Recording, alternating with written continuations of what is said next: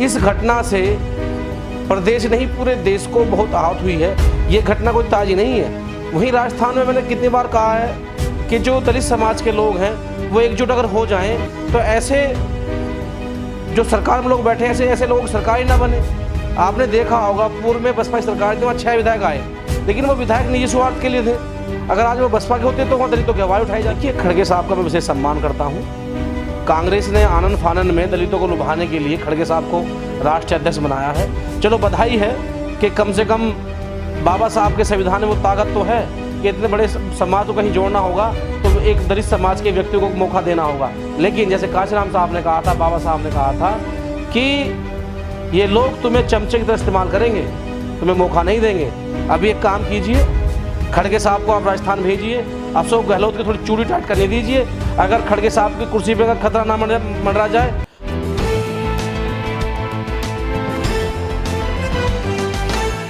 गौतम जी, राजस्थान के करौली जिले में एक दलित छात्रा को घर से किडनैप किया, उसके साथ में रेप किया, तेजाब जला और कुएं में डाल दिया, जबकि सरकार नारा देती है कि बेटी बचाओ बेटी पढ़ाओ।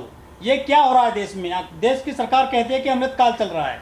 देखिए, बड़े दुर्भाग्य की बात है कि जिस देश में ये नारे दिए जाते हों, श्लोक लिखे जाते हों बस पे, ट्रेन पे, मेट्रो पे, बेटी बचाओ बेटी पढ़ाओ के नारे, और वहीं किसी एक बेटी की दर्दनाक हत्या कर दी जाती हो, उसके ऊपर तेजाब गिर जाता हो और पुलिस मौन बनी बैठी हो, तो आप वहाँ उम्मीद नहीं कर सकते कि ऐसी कितनी हज़ारों लाखों बेटियाँ हैं जो दिन रात इन दर्द भरी घटनाओं से गुजरती हैं। लेकिन उससे शर्म की बात यह है कि मैंने कितनी बार कहा है कि राजस्थान में कांग्रेस की सरकार है, वहाँ के मुख्यमंत्री बड़े बेलगाम हैं। उन्हें अपनी निजी स्वार्थ की राजनीति से फुर्सत मिले जब भी तो उधर सचिन पायलट अपनी ताल ठोक रहे हैं मुख्यमंत्री की, उधर अशोक गहलोत का गुट अलग काम कर रहा है। तो इससे ये साफ जाहिर होता है कि जो शासन में लोग बैठे हैं वो तो अपनी राजनीति रोटी सेक रहे हैं और जनता में जो है कानून व्यवस्था का कोई नाम नहीं बचा। इस घटना से प्रदेश नहीं पूरे देश को बहुत आहत हुई है। ये घटना कोई ताज़ी नहीं है। वहीं राजस्थान में मैंने कितनी बार कहा है कि जो दलित समाज के लोग हैं वो एकजुट अगर हो जाएं तो ऐसे जो सरकार में लोग बैठे हैं ऐसे लोग सरकार ही ना बने। आपने देखा होगा पूर्व में बसपा की सरकार थी, वहाँ 6 विधायक आए, लेकिन वो विधायक निजी स्वार्थ के लिए थे। अगर आज वो बसपा के होते तो वहाँ दलितों की आवाज़ उठाई जाती। अब उससे पहले जिस देश के प्रधानमंत्री विश्व गुरु की बात करते हों और वहाँ के लोग किसी और कंट्री में जा कर के मजदूरी करते हो और अब बात का आप करते हो ग्लोबल 220 ग्लोबल चला रखा है इन्होंने कि बाहर से फंडिंग होगी, रोज़गार आएगा, तो क्या फ़ायदा उन लोगों का? जो प्रधानमंत्री बेटी बचाओ बेटी पढ़ाओ का नारा देता हो, वो प्रधानमंत्री विदेश में मज़े से घूम रहे हैं और यहाँ उनके देश में उनकी बेटी के साथ गलत हो रहा है, तो क्या फ़ायदा ऐसे दौरे करने से? जो खड़गे हैं, कांग्रेस के अध्यक्ष हैं, वो कहते हैं कि देश में कहीं भी अत्याचार होता है दलितों पर, मैं सब पे बोलता हूँ, लेकिन जब राजस्थान की बात आती है तो मुझे शब्द नहीं मिलते हैं, मैं बोल नहीं पाता हूँ। वहाँ सरकार चल रही है खड़गे साहब। देखिए, खड़गे साहब का मैं विशेष सम्मान करता हूँ। कांग्रेस ने आनन फानन में दलितों को लुभाने के लिए खड़गे साहब को राष्ट्रीय अध्यक्ष बनाया है। चलो बधाई है कि कम से कम बाबा साहब के संविधान में वो ताकत तो है कि इतने बड़े समाज को कहीं जोड़ना होगा तो एक दलित समाज के व्यक्ति को मौका देना होगा। लेकिन जैसे काशीराम साहब ने कहा था, बाबा साहब ने कहा था कि ये लोग तुम्हें चमचे की तरह इस्तेमाल करेंगे, तुम्हें मौका नहीं देंगे। अभी एक काम कीजिए, खड़गे साहब को आप राजस्थान भेजिए, अशोक गहलोत की थोड़ी चूड़ी टाइट करने दीजिए।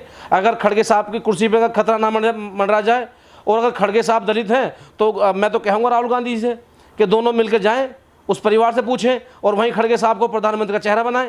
हालांकि ये मुद्दा नहीं है, लेकिन मेरा कहने का मतलब ये है सिर्फ दलितों को तो इस्तेमाल किया जा रहा है भिन्न भिन्न पदों पर के कि तुम्हारे समाज के लोग हमने पदों पर बैठा रखे हैं, लेकिन एक भी व्यक्ति वास्तव में दलितों हितैषी होने की बात तो करता लेकिन काम नहीं करता। आप राजस्थान में देखेंगे, जितनी जानकारी मुझे है, लगभग 28-30 MLA हैं जो राजस्थान में दलित हैं। एक MLA की आवाज़ आई है आपको? लगभग 3 से 4 MP भी हैं। एक आवाज़ आई है किसी को कि भाई राजस्थान से किसी बेटी के साथ हुआ है? क्योंकि वो दलित की बेटी है, वो अम्बेडकर की बेटी है, वो ललित यादव की बेटी है, वो बेटी है उस वर्ग की जो शिक्षा और संविधान की बात करता है। और जो आरोपी हैं, जो हत्यारे हैं, जो रेपिस्ट हैं, जो बलात्कारी हैं, जो कानून को नहीं मानते, वो विशेष एक समुदाय के हैं। ठीक है। और आज उन समुदाय के लोग जब मुख्यमंत्री होंगे तो न्याय की उम्मीद कहाँ से की जा सकती है? राहुल गांधी भारत जोड़ो यात्रा निकालते हैं, पूरे देश में जाते हैं, लेकिन राजस्थान में पीड़िता से मिलने क्यों नहीं जा रहे जहां पर ये अत्याचार हुआ है दलितों पर? देखो, राहुल गांधी जी जो भारत जोड़ो यात्रा कर रहे हैं, अच्छी बात है, देश को जोड़ना चाहिए, एकजुट रहना चाहिए, अखंड भारत बनाना चाहिए, लेकिन बात वहीं आती है, राजस्थान में जरूरत नहीं है, उनकी सरकार है भाई, वो तो वहाँ भारत जोड़ो यात्रा का ज़्यादा जो प्रभाव डालेंगे जहाँ पर जिस स्टेट में उनकी सरकार नहीं है। अब इतना बड़ा मुद्दा है, बड़े शर्म की बात है कि लोकसभा चुनाव सर पे है, तुम्हारे 2 मंत्री आपस में लड़ रहे हैं, सचिन पायलट जी और अशोक गहलोत जी, उसी बीच में एक दलित परिवार की बेटी साथ इतना जन्य अपराध करके उसकी हत्या कर दी जाती है, और एक ट्वीट तक भी राहुल गांधी या प्रियंका गांधी नहीं करते हैं। तो ये सिर्फ दिखावा है, छलावा है दलितों के लिए। तो मेरा सिर्फ इतना कहता है मेरे अपने ऐसे समाज के लोगों से कि भाई, अगर तुम्हारे लिए कोई अपना परिवार है, कोई घर है, तो वापसी करो, काशीराम और अम्बेडकर के मूवमेंट पे आओ। गौतम जी, जो गुजरात है उसको मॉडल कहा जाता है, गुजरात मॉडल बताया जाता है, लेकिन वहाँ 2 दलित भाइयों की जो हत्या कर दी जमीन के विवाद को लेकर गुजरात में दलित। देखिए, गुजरात का तो ये मसला है कि जिस प्रदेश से प्रधानमंत्री आते हो, और प्रधानमंत्री के प्रदेश में सिर्फ एक घटना नहीं हुई है, आपने पहले भी देखा होगा कि कुछ लोगों को गाड़ी से बांध करके, हाथ बांध कर मारा पशु मांस को लेकर के, ठीक है। और मोदी जी जहाँ जाते हैं मैं मुझे माँ गंगा ने बुलाया है, मैं बेटा हूँ, यहाँ मैं पैदा हुआ, मैं ये हुआ, मैं वो हुआ, दुनिया भर की बातें करेंगे, लेकिन उनसे एक अपना स्टेट गुजरात, उसको ये नहीं देखा जाता कि जहाँ वो बड़े मंच पे खड़े होकर के एक देश का प्रधानमंत्री इस बात को कहता हो कि मेरे दलित भाइयों को मत मारो, मुझे गोली मार लो। आज वहाँ गुजरात में 2 ऐसी समाज के लोगों की हत्या कर दी जाती है, और मोदी जी के पास 2 शब्द कहने के लिए नहीं है, तो क्या फ़ायदा ऐसी राजनीति का? तो पूरे देश में जो 28 से 30% अगर आज आबादी जनसंख्या गिनती हो जाए, ऐसी समाज का कोई एक ऐसा नेता नहीं है सत्ता पक्ष में बैठे हुए कि जो इनके हक की बात कर दे। और जो विपक्ष में लोग बैठे हैं, उनमें से सिर्फ 2-4 को छोड़ करके मैं कह सकता हूँ, एक तो आदरणीय बहन जी जो दलितों के लिए काम कर रही हैं, बाकी सब लोग वोटों को लुभाने के लिए बात कर रहे हैं, वास्तव में उनकी जमीन के लिए कोई काम नहीं कर रहा है। इस वीडियो में कही गई सभी बातें वक्ता की अपनी राय है, जिसकी पुष्टि हम या हमारा चैनल नेशन टाइम नहीं करता।